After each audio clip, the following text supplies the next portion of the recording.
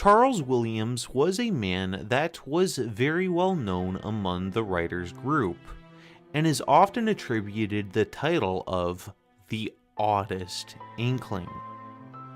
Lewis's relationship to Williams started through a series of fan letters that they were writing to each other simultaneously. Lewis would then go on to say, "For the first time in my life, I felt myself in the presence of personal sanctity. I had met many good people before who made me feel ashamed of my own shortcomings, but in the presence of this man, I did not feel ashamed. I felt transformed into a person who was incapable of doing or thinking anything base or unloving. I later discovered that he had a similar effect on many other people."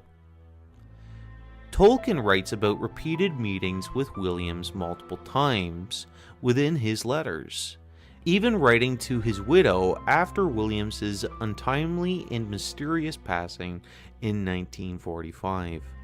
According to a biography produced by Wheaton College, Under the Mercy, An Introduction to Charles Williams, by Nancy Topolowski, says, Williams became an initiate into the Order of the Golden Dawn, an offshoot of Rosicrucianism founded by the scholar and mystic Arthur Edward Waite. Williams had probably been interested in magic in his childhood. He read Waite's book, The Hidden Church of the Holy Grail, when he was in his early 20s. Admiration for this book led Williams to correspond with Waite, and eventually to incorporate many of Waite's insights about the Grail into his Arthurian poetry, Taliesin through Logres, and the region of the Summer Stars.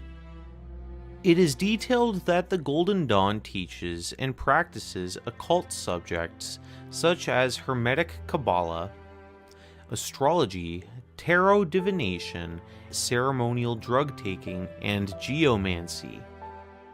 In The Inklings by Humphrey Carpenter, it reads, among its first initiates was a coroner who allegedly performed necromantic rites, while another early member was black magician Aleister Crowley, the self-styled Great Beast. But the Order of the Golden Dawn also included persons of less outlandish ways, such as W.B. Yeats, whom Williams met during the period of his membership, one or two clergy with a taste for the mystical, and Alfred E. Waite himself. It was this group that Williams joined. Waite, already a prominent Freemason, was in large part responsible for the production of the 1909 Rider-Waite Tarot deck, in which, if you want to learn more about Waite, watch this channel's segment, Does Freemasonry Secretly Worship Satan?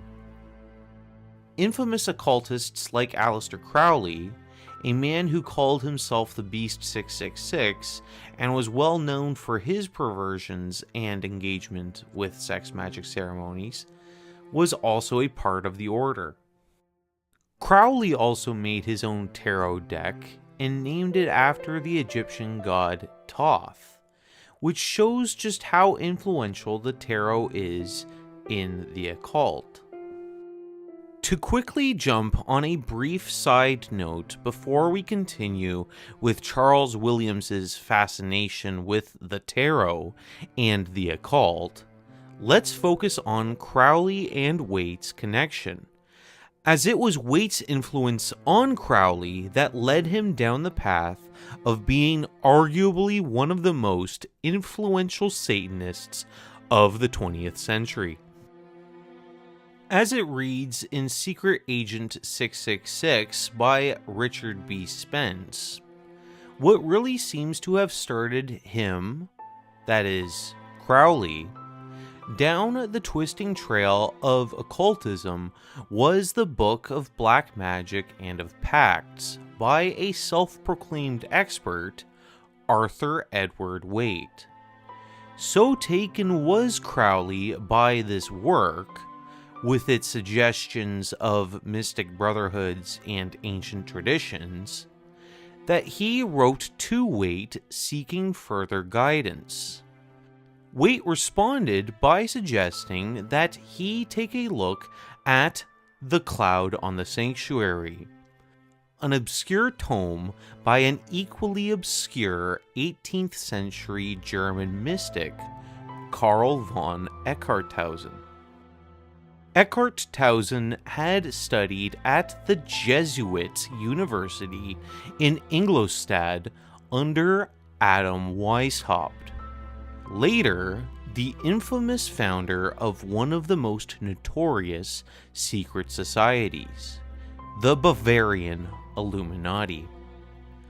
What, if anything, Crowley made of that connection is uncertain, but he did latch onto Eckarthausen's allegorical work as further evidence of a secret church and a, quotations, hidden community of saints, guided by mysterious, illuminated adepts. Returning back to Charles Williams now, the man even wrote a book titled The Greater Trumps, which is entirely about tarot cards, as he was also highly influenced by Waite and his writings. In The Inklings by Carpenter, indeed Waite, who had been brought up a Catholic, believed its practices to be part of what he called the secret tradition of Christianity. The tradition that, besides the overt meaning of Christian doctrine, there is also a hidden series of truths revealed only to an elect few.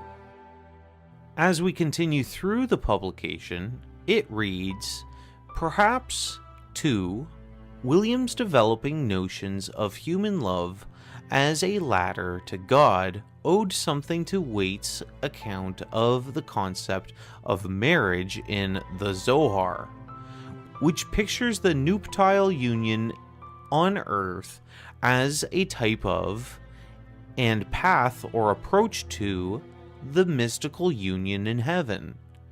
And it was maybe also from Waite's writings that Williams acquired some of his knowledge of black magic.